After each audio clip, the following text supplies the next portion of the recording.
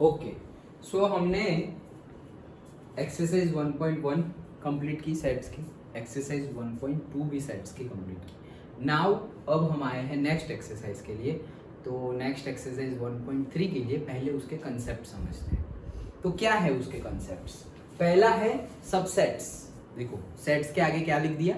सब। Okay, subsets. Subsets मतलब क्या? कुछ भी नहीं, जो सेट्स होता है उसके बच्चे मतलब उसमें से ही जो निकले हुए हैं वो।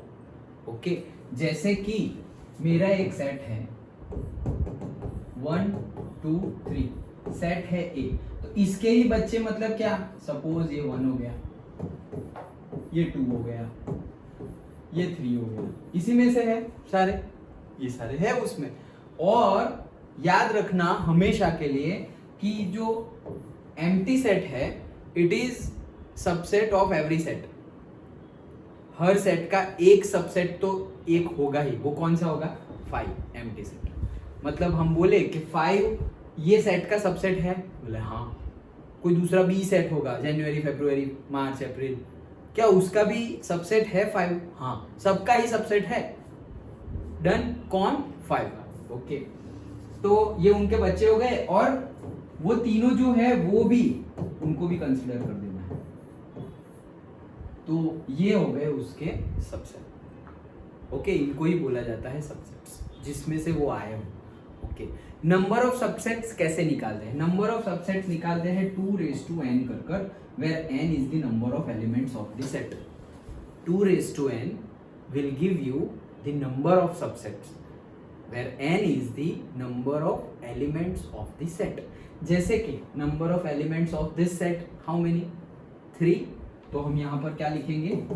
2^3. 2^3 कितना हो गया? 8.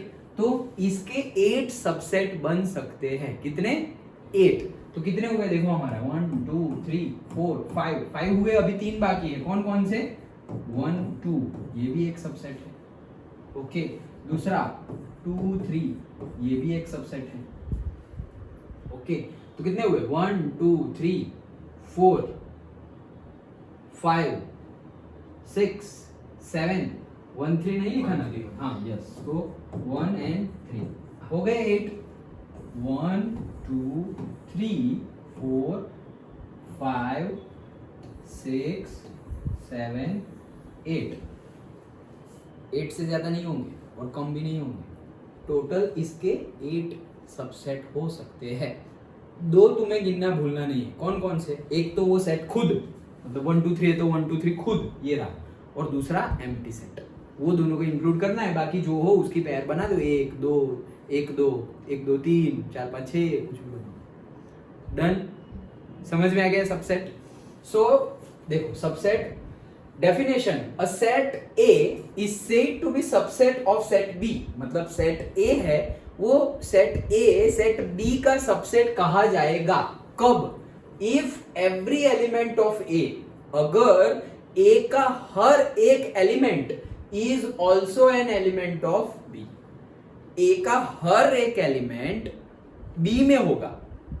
ए का हर एक एलिमेंट अगर बी में होगा तो ए को बी का सबसेट कहा जाएगा, मतलब बच्चा। जैसे हम बोलते हैं ना कि ए के सारी चाइल्ड की सारी कैरेक्टरिस्टिक्स पेरेंट्स जैसी ही आ रही है, तो उसको उनका बोलेंगे चाइल्ड। ओके, अगर ए के सारे एलिमेंट्स, सारे ए के सारे एलिमेंट्स अगर बी में है तो ए को बी का सबसेट बोलेंगे। A is a subset of B. उल्टा मत कर देना, ट्रू और फॉल्स। डन। एग्जाम्पल देखेंगे समझ में आएगा। लेकिन डेफिनेशन क्या बोल रहे हैं? ए को सबसेट बोलेंगे बी का।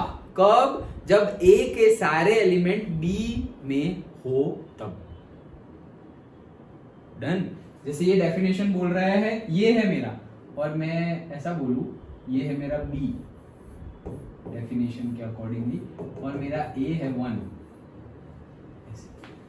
तो मैं बोल सकता हूं कि ए के सारे एलिमेंट 1 वो बी में होने चाहिए, तो A is a subset of B.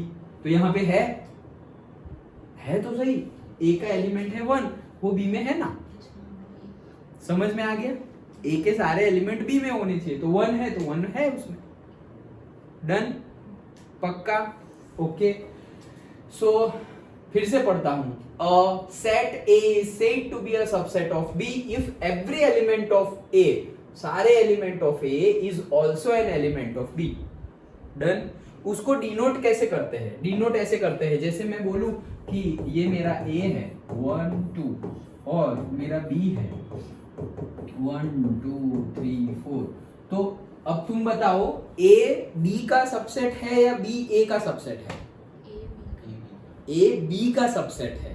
A B का बच्चा है, ऐसे याद रख लो। A B का बच्चा है। ओके, तो A B का बच्चा हो तो कैसे लिखेंगे? A B का सबसेट है तो उसको डिनोट ऐसे करेंगे, ऐसे। जो U है उसको ऐसे मुक्का मार के गिरा दो तो ऐसे हो गया। Okay, so A is a subset of B। इसको क्या पढ़ेंगे हम? A is a subset of B। और अगर नहीं है तो बोल देंगे A is not a subset of B। That's it, simple.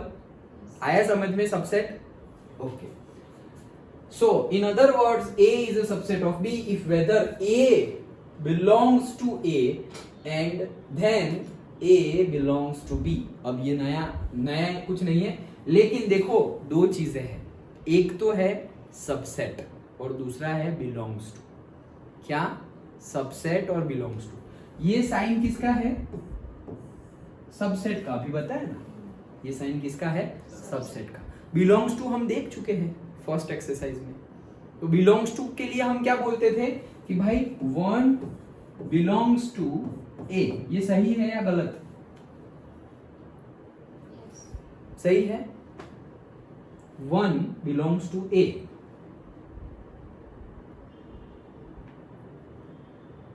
सही तो है, 1 A में है ना, देखो।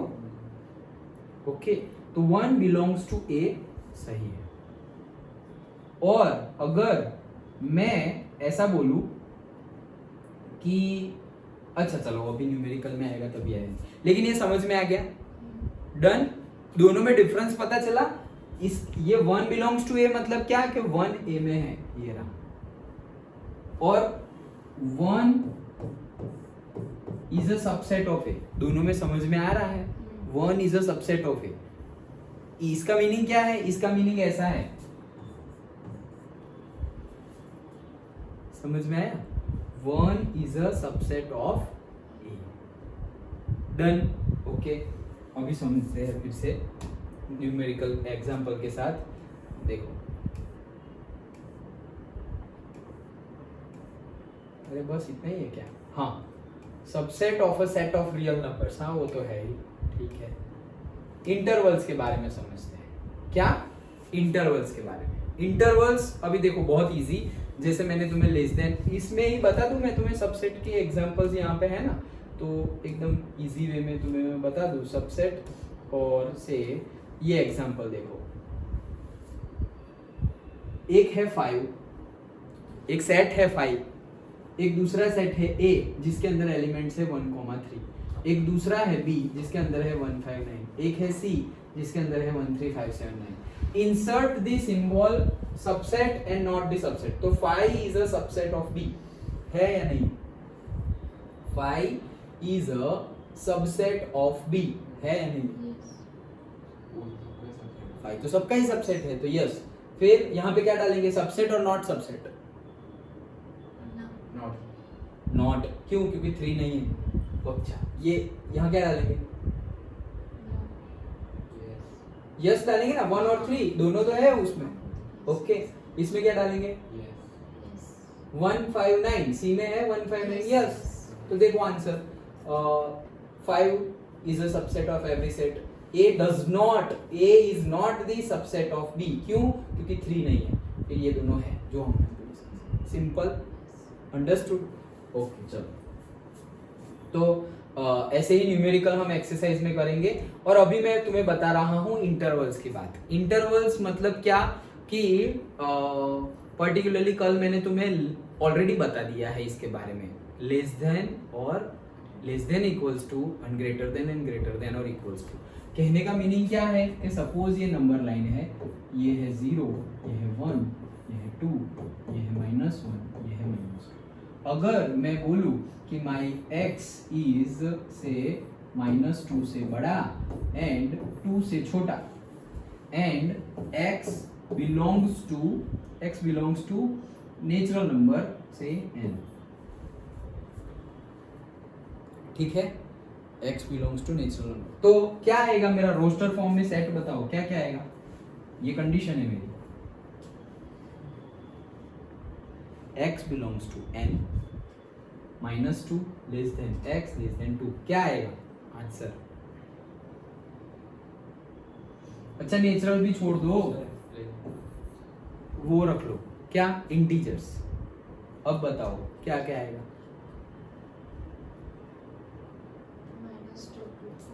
-2 to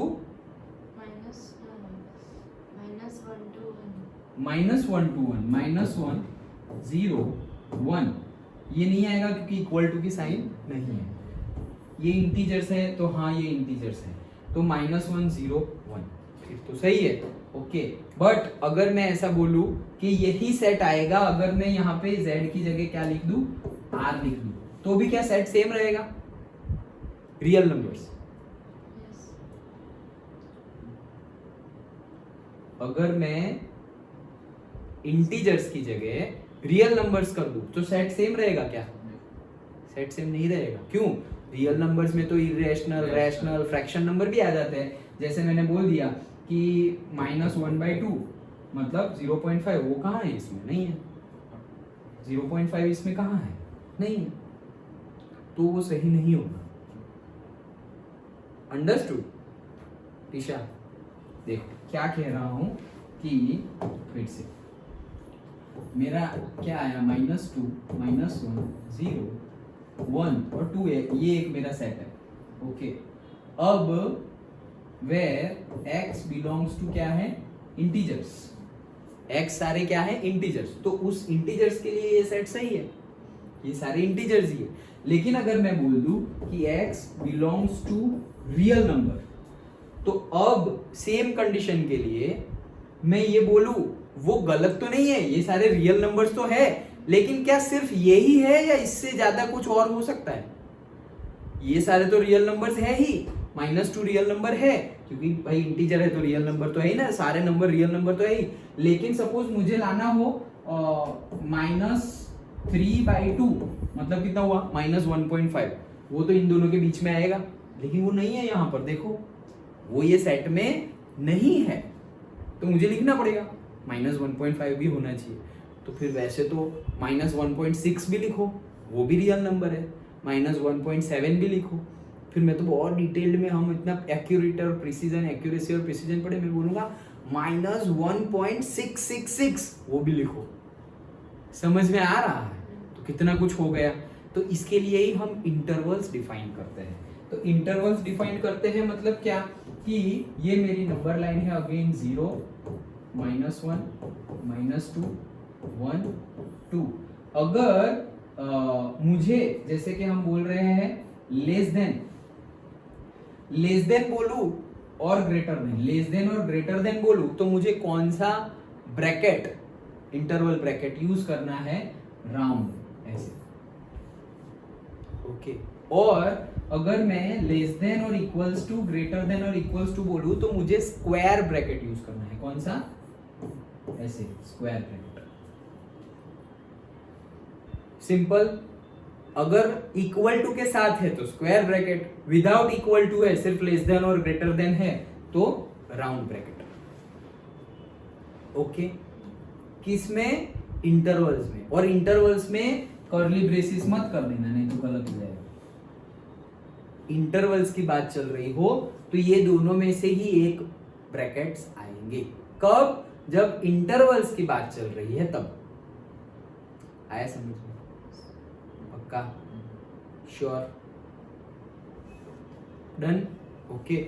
इसका भी एग्जांपल दिखा देता हूं, देखो यहाँ पे बुक में अच्छे से गिवन है, ए बी, और कौन सा ब्रैकेट है, राउंड ब्रैकेट, मतलब इक्वल टू और ग्रेटर देन, बट इक्वल वाला नहीं है, सिर्फ लेस देन और ग्रेटर देन, वही है, तो देखो ए और बी को इंक्लूड करना है या नहीं करना है?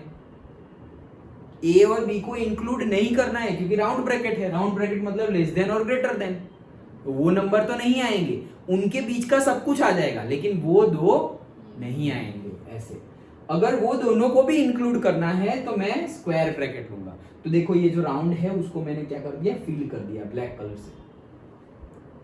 समझ में आया? अब जैसे कि ये मत पढ़ो, डायरेक्टली ये देखो, तो इसका मीनिंग क्या होता है, ए को इंक्लूड करना है या नहीं करना?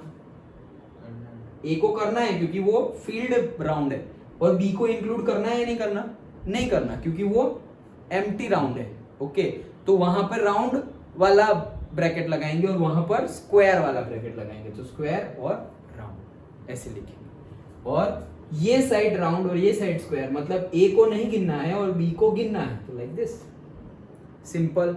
अरे एग्जांपल से तो अभी समझ में आ जाएगा, तुम ही आंसर बता दो। यूनिवर्सल सेट, रुको इसका एग्जांपल ही नहीं दिया, ये यहाँ है ना एग्जांपल्स। देखो जैसे कि ये गिवन है, सिर्फ इतना ही पढ़ो।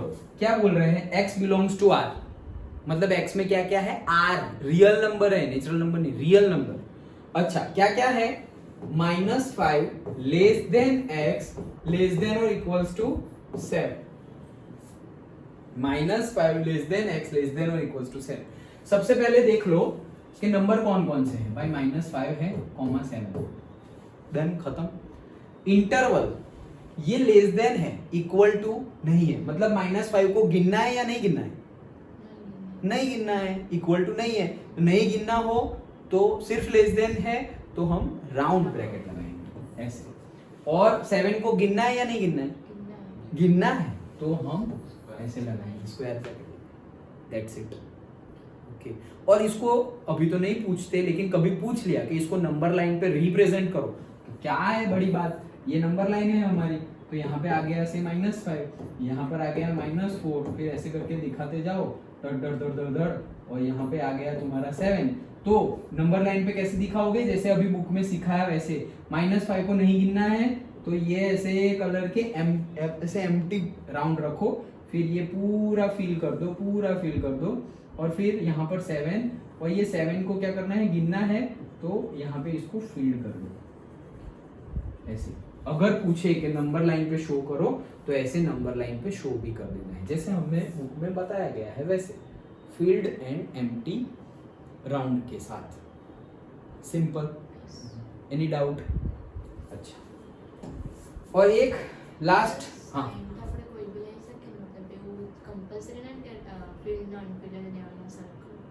नहीं, इसमें हम सर्कल ही लेंगे, मतलब उसमें हम स्क्वायर या ऐसा कुछ नहीं बनाएंगे, सर्कल ही लेंगे। और फील्ड और अनफील्ड जैसे यहाँ बुक में बताया वैसे ही लेंगे, मतलब फील्ड मतलब उसको इंक्लूड करो, और ब्लैंक व्हाइट कलर का राउंड बना दिया मतलब उसको इंक्लूड नहीं करना है, वैसे ही लेना है। अंडरस्टूड?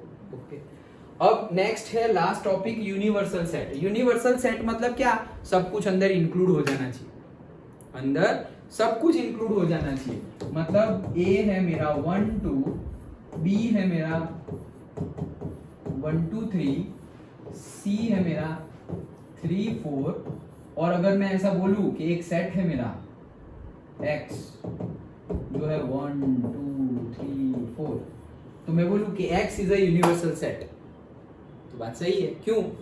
सभी उसमें आ गए, देखो 1 2 भी आ गया, 2 1 2 3 आ गया, 3 4 आ गया, तो जो सबको इंक्लूड कर ले पूरे यूनिवर्स, जैसे सबको इंक्लूड, सारे नेशन इंक्लूड हो गए, तो वो क्या बन गया हमारा यूनिवर्स, सारे प्लैनेट्स को भी इंक्लूड कर लिया तो वो यूनिवर्स बन गया। ओके, तो वैसे ही सबको इंक्लूड हो, सारे इंक्लूड हो जाए, जितने भी सेट है वो भी जिसके बच्चे हैं। ओके, जितने सेट्स है वो भी जिनके बच्चे हैं, तो वो क्या हो गया, यूनिवर्सल सेट। सिंपल।